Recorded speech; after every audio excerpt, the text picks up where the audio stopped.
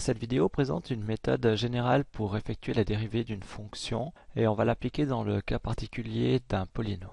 Nous cherchons à dériver le polynôme x puissance 5 moins 3x carré plus 5x moins 4.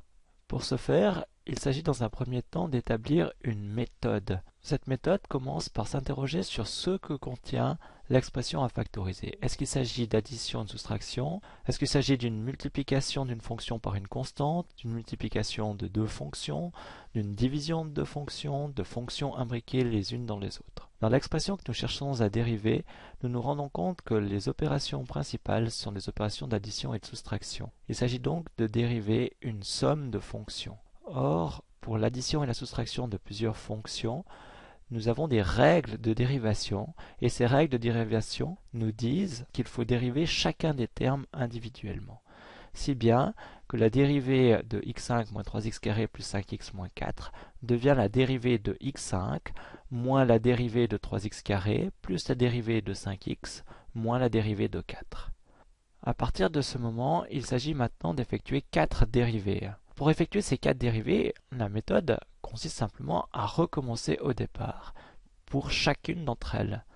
Donc à chaque fois, je vais me reposer la même question. Est-ce qu'il s'agit d'addition, de soustraction? Est-ce que j'ai une multiplication par une constante, d'une multiplication de deux fonctions, de division de deux fonctions, d'une fonction imbriquée dans l'autre? Analysons ceci pour la première des dérivées, x puissance 5.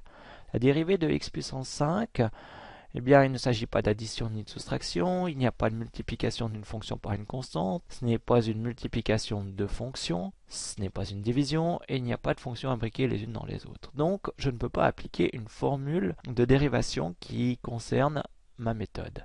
Dans ce cas-là, il s'agit d'une fonction de base dont on connaît la dérivée. Cette fonction de base, en fait, on la trouve dans le formulaire étable, et on se rend compte qu'on a l'expression la dérivée de x puissance n qui donne n fois x puissance n-1.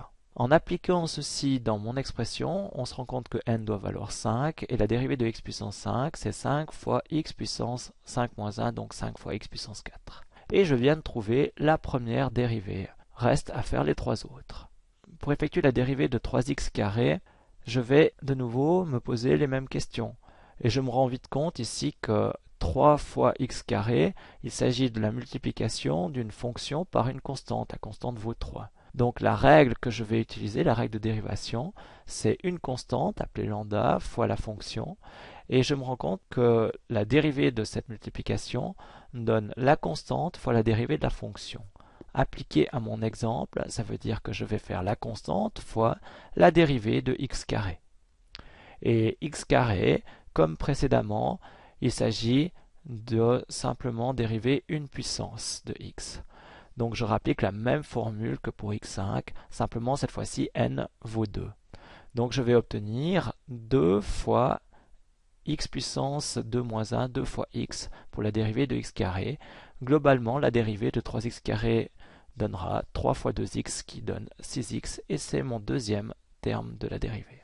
Terme suivant, dérivée de 5x. Il s'agit encore une fois d'une multiplication d'une fonction par une constante. Donc je vais obtenir 5 fois la dérivée de x.